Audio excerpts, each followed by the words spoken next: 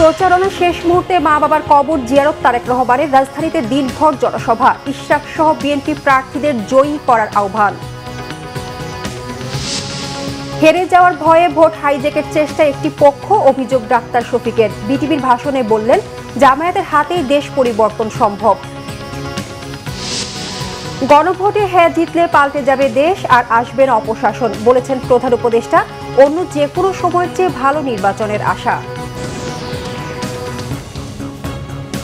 দেখছিলেন crown cement সংবাদ শিরোনাম, এবার বিস্তারিত।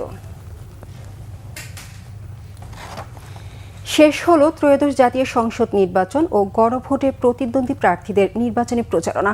গত 22 জানুয়ারি থেকে শুরু হওয়া এই প্রচারণা ভোট গ্রহণের 48 ঘণ্টা আগে শেষ করার বিধান রয়েছে।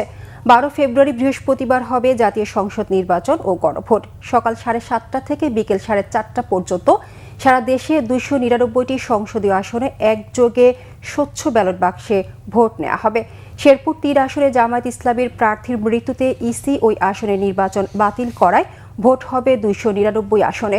এবারে নির্বাচনে মোট 12,77,11,899 জন ভোটার তাদের ভোটাধিকার প্রয়োগ করবে।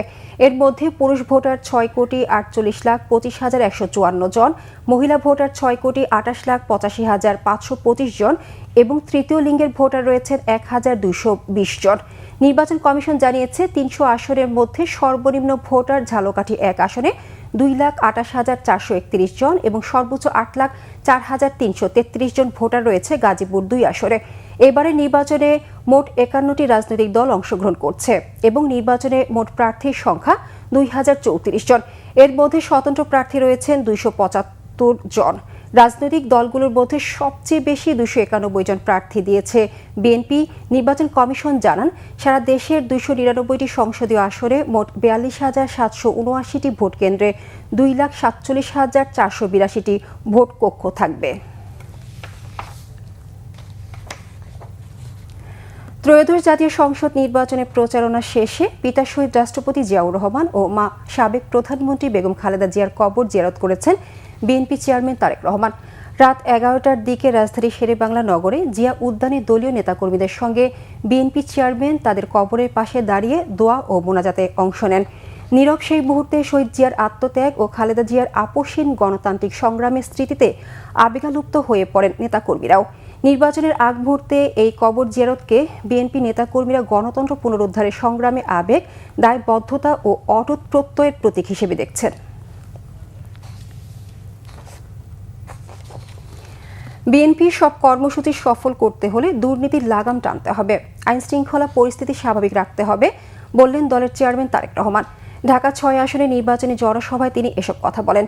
এই আসনে বিএনপির প্রার্থী ইশরাক হোসেন বলেন, নির্বাচিত হলে এলাকার উন্নয়নে কাজ করবেন তিনি। জাহাঙ্গীর আলমের ক্যামেরায় মহিবুল্লাহ মুহিবের রিপোর্ট। অবিভক্ত ঢাকার মেয়র প্রয়াত সাদেক হোসেন খোকার আসন ঢাকা 6। এ আসনেই বারবার বিপুল ভোটে নির্বাচিত হয়েছেন তিনি। গণতান্ত্রিক আন্দোলন করতে গিয়ে রক্তাক্ত হয়েছেন রাজপথে। সেই আসনেই ধানের শীষের কাণ্ডারি তারই পুত্র ইশরাক হোসেন। ধানের শীষের প্রার্থী ইশরাক হোসেন, তার হাতে আমি আজকে আনুষ্ঠানিকভাবে ধানের শীষ তুলে দিলাম। পুরান ঢাকার ধূপখোলা মাঠে মানুষের এমন উপচে পড়া উপস্থিতি বলে দেয়, পিতার দেখানো পথে জনতাকে আঁকড়ে ধরে শক্ত ঘাঁটি গড়েছেন খোকাপুত্র ইশরাক। জনাকীর্ণ সমাবেশে যখন উপস্থিত বিএনপি প্রধান তারেক রহমান, তখন স্লোগানে উত্তাল পুরো এলাকা। প্রিয় নেতাকে বরণ করে নিলেন ভালোবাসায়। ধানের শীষে ভোট চাওয়ার পাশাপাশি পিতার অবর্তমানে অভিভাবক হিসেবে স্নেহের ছায়ায় রাখায় কৃতজ্ঞতা জানান তারেক রহমানের প্রতি। আমাদের এই অঞ্চলের 1 নম্বর সমস্যা, যেটি আমরা যেখানেই যাচ্ছি সেখানেই বিভিন্ন শ্রেণী পেশার জনগণ আমাদের কাছে বলছে, গ্যাসের তীব্র সংকট। এই সংকটের কারণে সাধারণ জনগণের দৈনন্দিন জীবনযাত্রা নির্বাহ করা দুর্বিষহ হয়ে পড়েছে। বিশেষ করে যারা গৃহিণীরা আছেন তাদের জন্য এই সমস্যাটি আরো তীব্র। তাই আমি আপনাদের কথা দিতে চাই, আমার নেতার সামনে ইনশাল্লাহ আগামী 12 ফেব্রুয়ারি আপনারা আমাদেরকে ধানের শীষ মার্কায় বিপুল ভোটে জয়লাভ করিয়ে রাষ্ট্র পরিচালনার দায়িত্ব দিবেন ইনশাল্লাহ। আমরা আপনাদের গ্যাস সংকট অবশ্যই নিরসন করব। আমার নেতা দেশনায়ক তারেক রহমান উনি যেভাবে আমাকে আগলে রেখেছিলেন, আমার বাবার মৃত্যুর পর এই ধূপখোলা মাঠে ওনার সর্বশেষ জানাজা হয়েছিল। আপনারা জানেন বাংলাদেশের রাজনীতি অত্যন্ত কঠিন। আমার কোনো অভিভাবক ছিল না, একমাত্র আমার নেতা দেশনায়ক তারেক রহমান আমার মাথার উপরে উনি ছায়া দিয়েছিলেন বিদায় আমি যতটুকু পেরেছি রাজনীতিতে অবদান রাখার চেষ্টা করেছি। আমৃত্যু জনগণের জন্য দেশ ও জাতির কল্যাণে কাজ করে যাব ইনশাআল্লাহ। প্রধান অতিথির বক্তব্যে প্রয়াত সাদেক হোসেন খোকার রেখে যাওয়া কর্মের কথা স্মরণ করেন বিএনপি চেয়ারম্যান। জানান পুরান ঢাকার প্রতিটি অলিগলির সমস্যা তার জানা।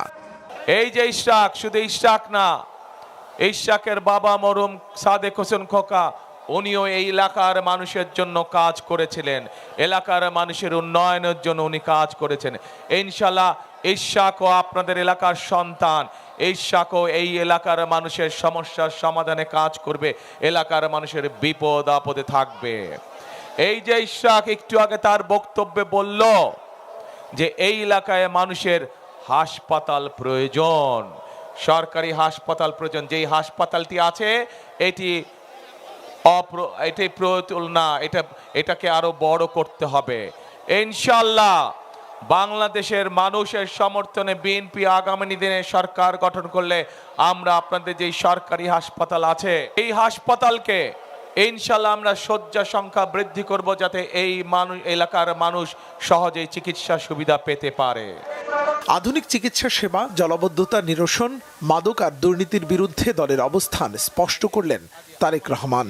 আমাদেরকে মুহিবুল্লাহ মুহিব, বাংলা ভিশন, ঢাকা।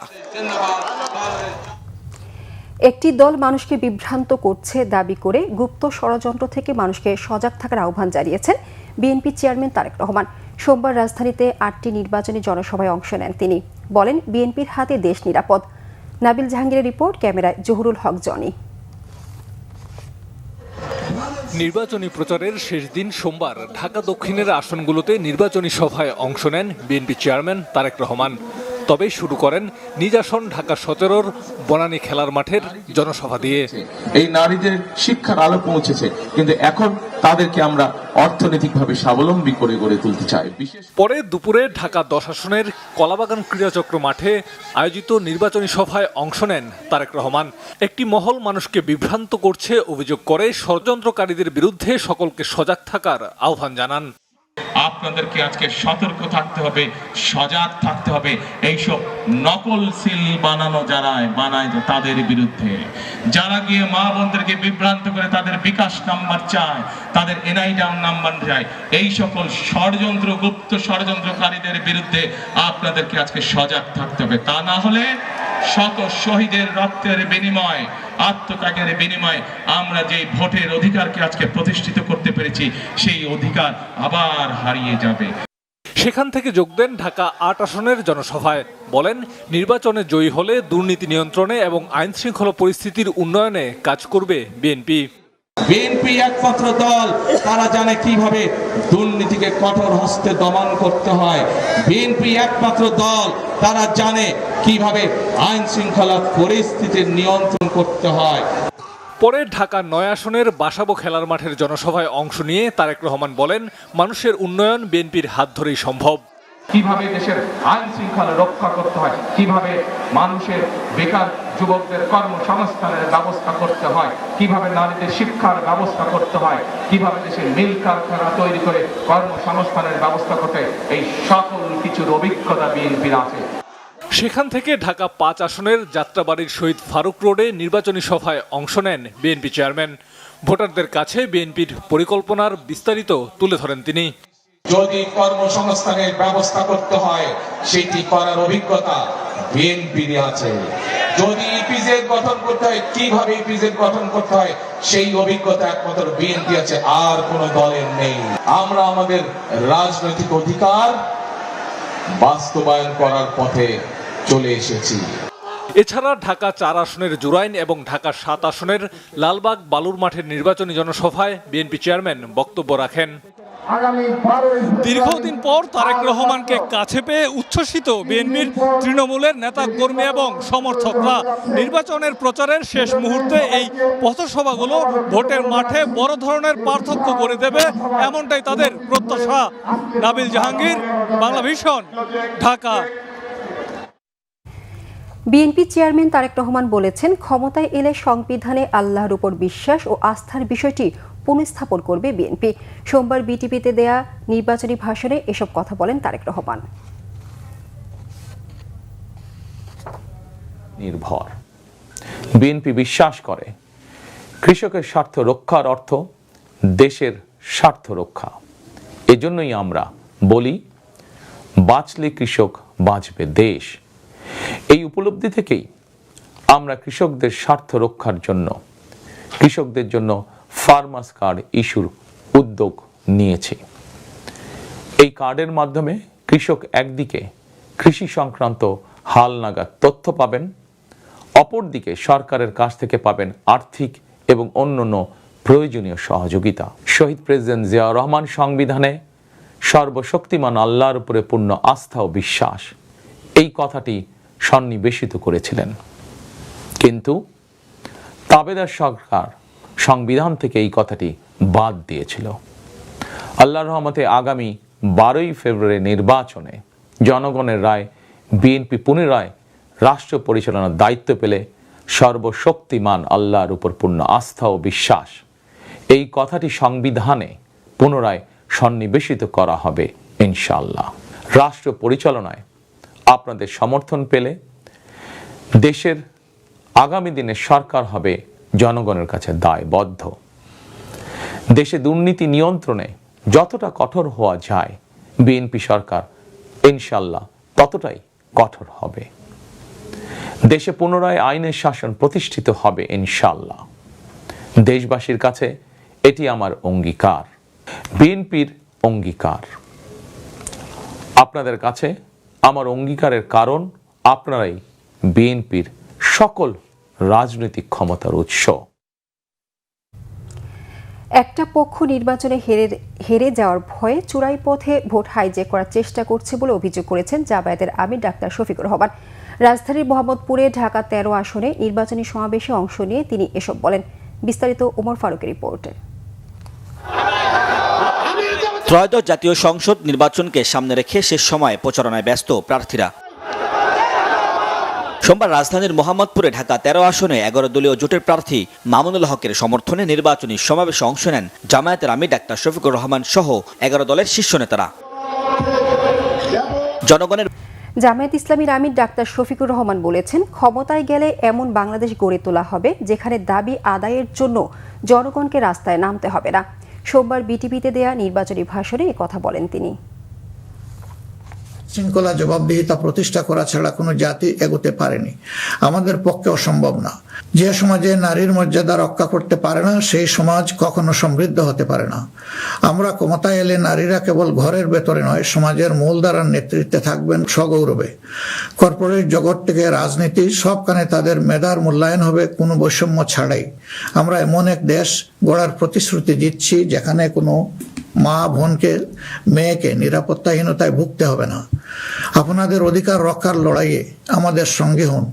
একটি উন্নত ও আধুনিক দেশ গড়ার কারিগর হিসাবে আমাদের নির্বাচিত করুন। প্রিয় দেশবাসী, আমরা মনে করি সমাজে ন্যায় বিচার ও ইনসাফ প্রতিষ্ঠা করতে হলে সকলকে মর্যাদা দিতে হবে এবং সকলের মানবাধিকার সুরক্ষা করতে হবে। সকল পরিচয় নির্বিশেষে আমরা অঙ্গীকার ব্যক্ত করছি যে একটি মানবিক উন্নত দেশ গড়ার জন্য দলমত নির্বিশেষে সকলের মান, ইজ্জত, অধিকারের সুরক্ষা দিব ইনশাআল্লাহ। এই বাংলাদেশ মুসলমান, হিন্দু, বৌদ্ধ, খ্রিস্টান সবার। কেউ ভয়ের সংস্কৃতির মধ্যে বাস করবে না। যদি কেউ ধর্মীয় পরিচয়ের ভিত্তিতে আঘাত করার চেষ্টা করে, আমরা অতীতের মতো ভবিষ্যতেও তা প্রতিরোধ করব। একটি নতুন বাংলাদেশ, তরুণদের প্রত্যাশার বাংলাদেশ, জিএনডির জন্য আগামী বাংলাদেশ, আমাদের নারী সমাজের জন্য একটা নিরাপদ এবং সম্মানের বাংলাদেশ গড়ে তোলার জন্য আমরা সবাই আগামী 12 তারিখ দাঁড়িপাল্লা এবং জোটের অপরাপর মার্কা যেখানে যেটা আছে তাতে ভোট দিয়ে 11 দলীয় প্রার্থীদেরকে নির্বাচন করি, তাহলে ইনশাআল্লাহ প্রত্যাশার একটি দেশ আমরা খুঁজে পাবো, একটু নতুন বাংলাদেশ পাবো। আমরা বিশ্বাস করি জনগণ পরিবর্তন চায়, সেই পরিবর্তন জন্যই আমাদের এই আহ্বান। এই পরিবর্তন আমাদের হাতে ইনশাআল্লাহ মানাবে, অন্য কারো হাতে নয়। শেষ মুহূর্তের প্রচারণায় বিভিন্ন দলের প্রার্থীরা বাড়ি বাড়ি গিয়ে দোয়া ও ভোট চাওয়ার পাশাপাশি দেন নানা প্রতিশ্রুতিও। বিশাল শোডাউন করে নিজেদের অবস্থান জানান দিয়েছেন প্রার্থীদের কেউ কেউ। রিপোর্ট সৈয়দ আব্দুল মুহিতের। শেষ প্রচারণায় ঢাকার 20টি আসনের বিএনপি, জামাত, এনসিপি, স্বতন্ত্র সহ বিভিন্ন দলের প্রার্থীরা সোমবার কাটিয়েছেন সর্বসাধ্য প্রচারণায়। চষে বেরিয়েছেন পাড়া, মহল্লা, অলি-গলি, বাড়ি বাড়ি পর্যন্ত। প্রচারণা চালিয়েছেন ফুটবল প্রতীকে ঢাকা 12 আসনে প্রতিদ্বন্দ্বিতা করা স্বতন্ত্র প্রার্থী সাইফুল ইসলাম নীরব। কারওয়ানবাজার এলাকায় করেন মিছিল সহ শোডাউন। এলাকার সন্তান হিসাবে দল মতের ঊর্ধ্বে ফুটবল প্রতীকে ভোট চান নীরব। এই মাটির জনগণের সাথে আমার একটি সামাজিক বন্ধন আছে। আমি বিশ্বাস করি এই এলাকার জনগণ আগামী 12 তারিখ আমাকে ফুটবল মার্কায় ভোট দিয়ে ইনশাআল্লাহ জয়যুক্ত করবেন।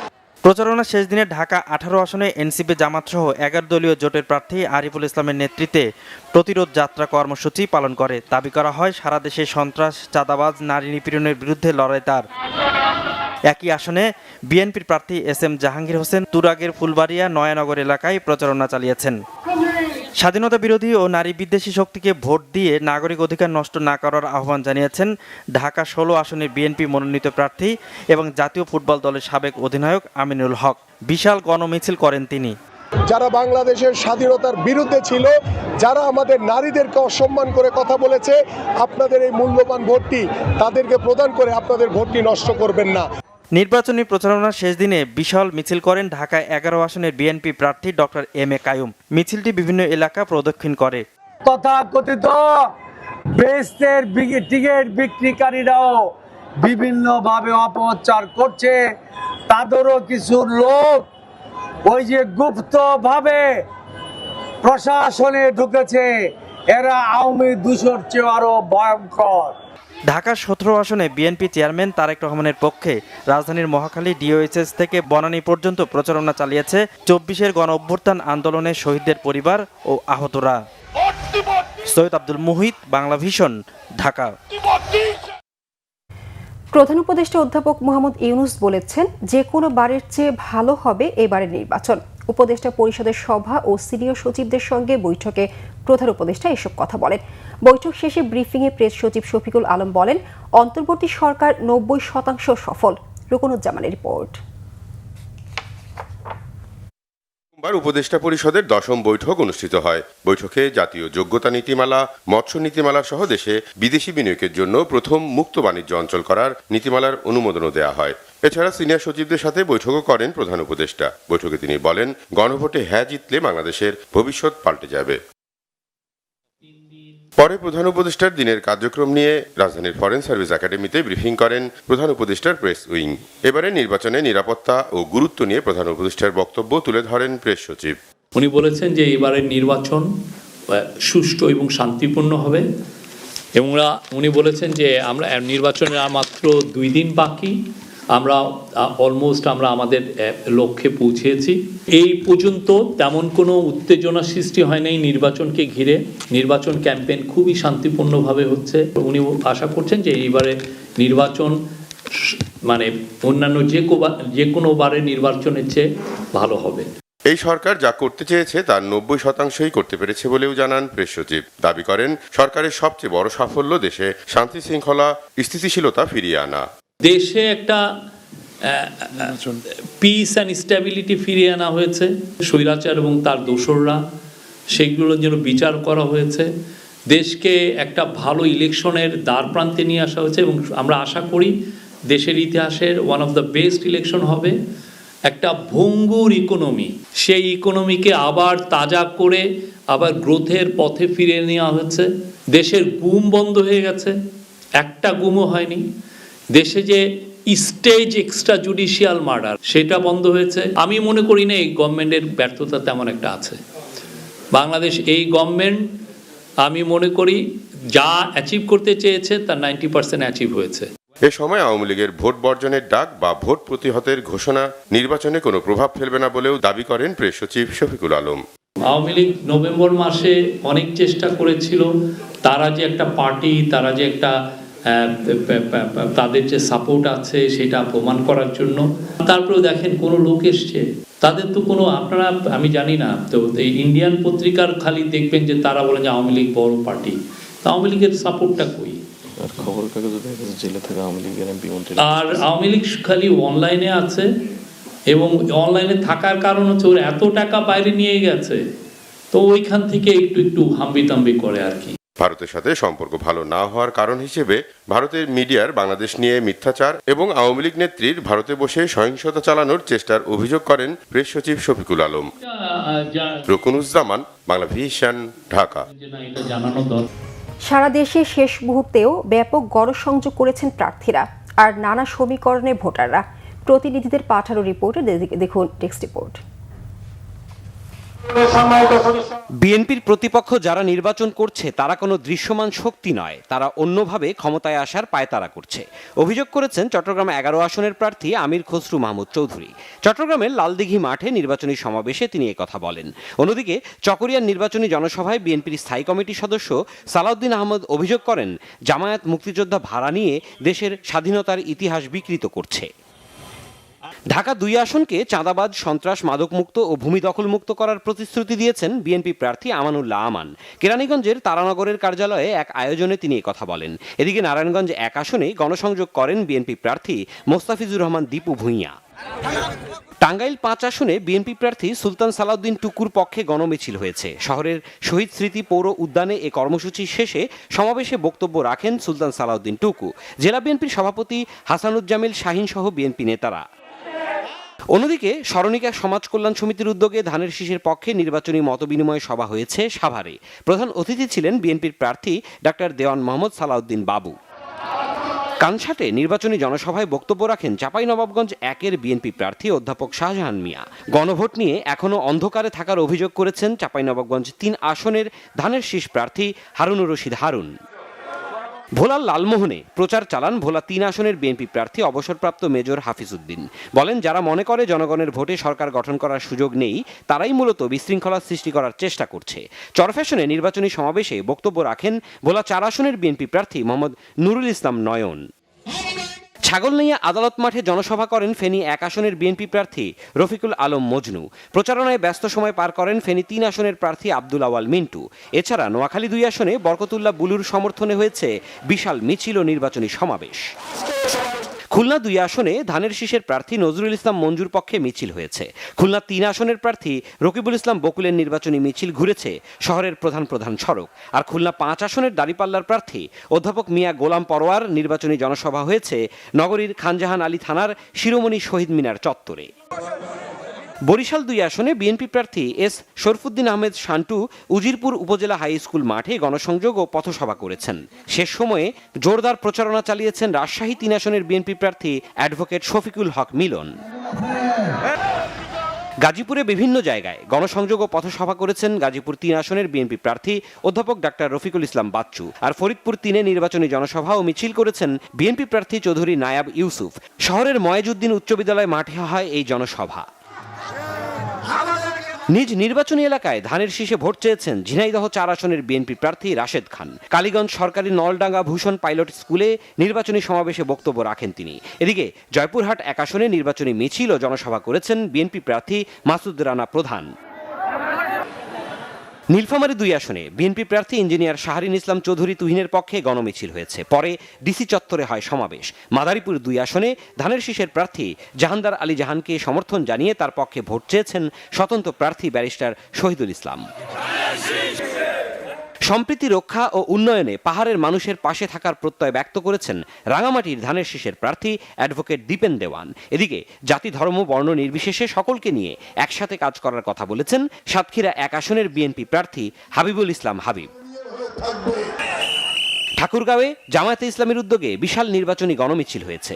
মিছিল শেষে সংক্ষিপ্ত সমাবেশে বক্তব্য দেন ঠাকুরগাঁও 1 আসনের প্রার্থী দেলোয়ার হোসেন। সিরাজুম্মনি শুভ, বাংলা ভিশন, নিউজ ডেস্ক। আন্তর্জাতিক সংবাদ। সংবাদ শেষ করব ক্রাউন সিমেন্ট শিরোনামগুলো আরেকবার জানিয়ে।